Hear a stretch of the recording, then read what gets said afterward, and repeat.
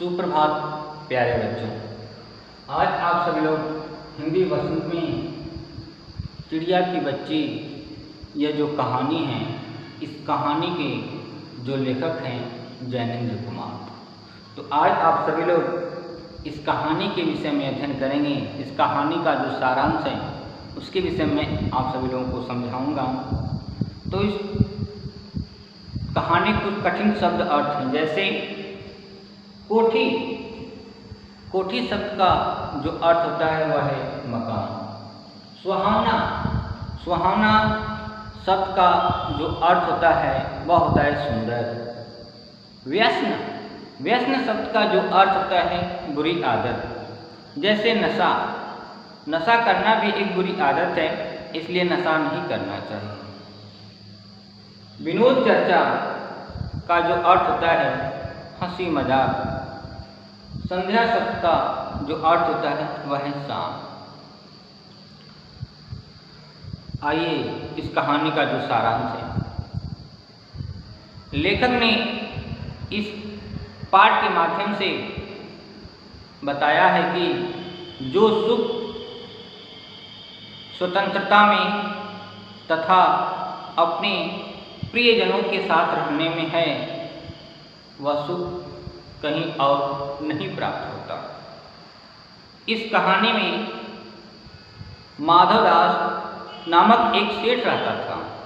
जैसा कि सेठ से जो तात्पर्य है वह है धनी व्यक्ति। उसके पास संगमरमर की कोठी अर्थात मकान तथा एक सुंदर बगीचा था। माधवदास को कला एवं प्रकृति से बहुत ही प्रेम था, बहुत ही लगाव था। वह रोज शाम को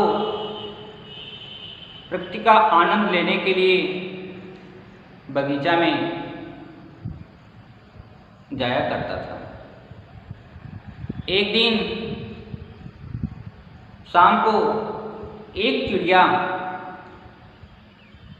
उनके बगीचे में आ गई। चिड़िया बहुत ही सुंदर थी। सेठ को वह चिड़िया बहुत ही पसंद आई। सेठ ने चिड़िया से कहा कि मेरे बगीचे और यह जो संगमरमर का मकान है, इस मकान को तुम अपना ही समझो।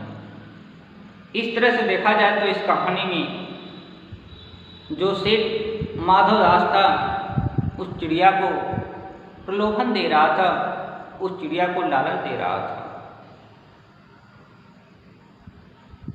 कि यह जो संगमरमर का मकान है, यह जो बगीचा है, इसे तुम अपना ही समझो और इस बगीचे में तुम रुक जाओ। चिड़िया ने कहा, मुझे नहीं मालूम था कि यह बगीचा आपका है, मैं अभी यहाँ से चली जाऊंगी। सेठ माधवदास ने चिड़िया से बार बार बगीचे में ही रुकने को कहा तथा उसे लालच भी दिया। यहाँ तक कि सेठ माधवदास ने कहा कि मैं तुम्हें रहने के लिए सोने का पिंजरा बनवा दूंगा, सारे सुख साधन दूंगा, परंतु किसी भी शर्त पर तुम इस बगीचे में ही रहो। परंतु चिड़िया को वह बच्ची, चिड़िया की जो वह बच्ची थी, अपनी माँ के पास जाने की बात कहती रही तथा माधवदास से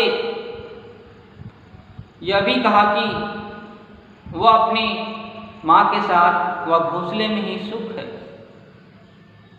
उसे जो सुख है वह सुख माँ को छोड़ करके मुझे वह सुख नहीं मिल सकता, वह खुशी मुझे नहीं मिल सकती, क्योंकि माँ का जो लगाव होता है वह लगाव जब पुत्र माँ के गर्भ में रहता है तभी से उसके प्रति माँ का जो लगाव होता है, परंतु एक पिता का जो लगाव होता है पुत्र के जन्म के बाद होता है और माँ का जो लगाव होता है वह जन्म से पहले से ही होता है।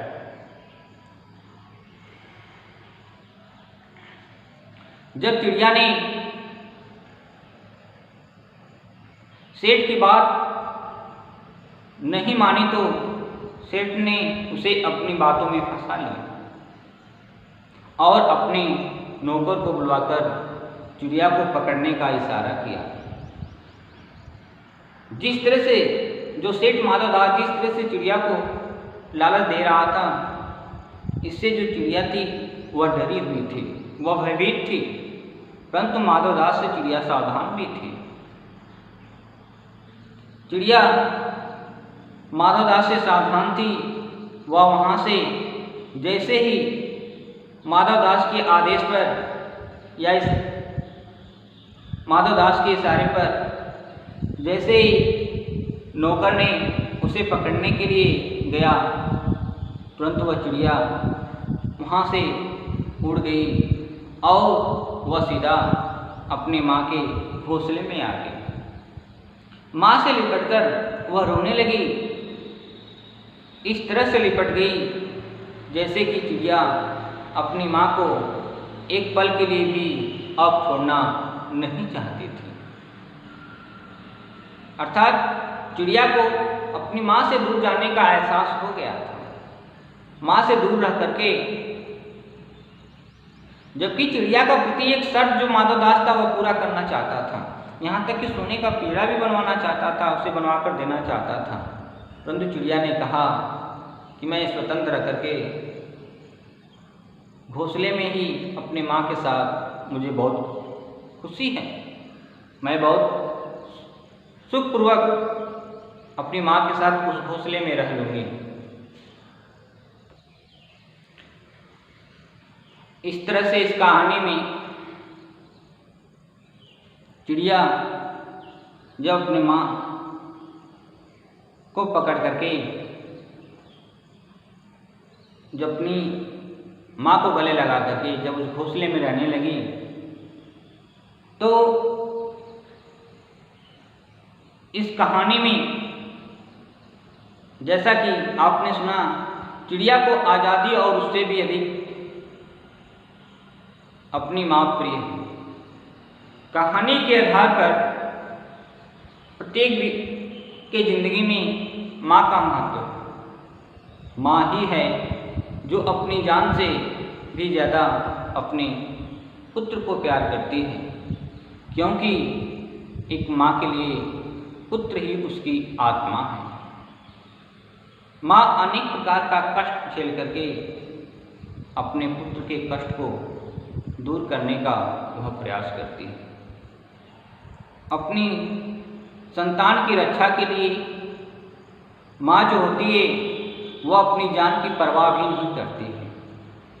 इस कहानी के माध्यम से यही कहा जा सकता है कि माँ ही बच्चे को मनुष्य बनाने का पहला पाठ सिखाती है। इसलिए बात बात में आकर के माँ कभी डांटती है तो उस डांट को आशीर्वाद ही समझना चाहिए, उसे कभी बुरा नहीं समझना चाहिए, क्योंकि माँ का जो डांट है वह आशीर्वाद के रूप में है। जैसा कि हम माँ ही एक है जो हमें बच्चे से मनुष्य बनाती है। हमारे जीने की जो पहला पाठ है वह हमें माँ से ही मिलता है, माँ से ही सब कुछ हमें प्राप्त होता है। इस तरह से इस कहानी का जो सारांश है, इस कहानी के विषय मैंने आप सभी लोगों को आज समझाया, तो इसका जो प्रश्न अभ्यास है मैं आप सभी लोगों को अगले दिन समझाऊंगा। इन्हीं शब्दों के साथ आज का दिन आप सभी लोगों का मंगलमय।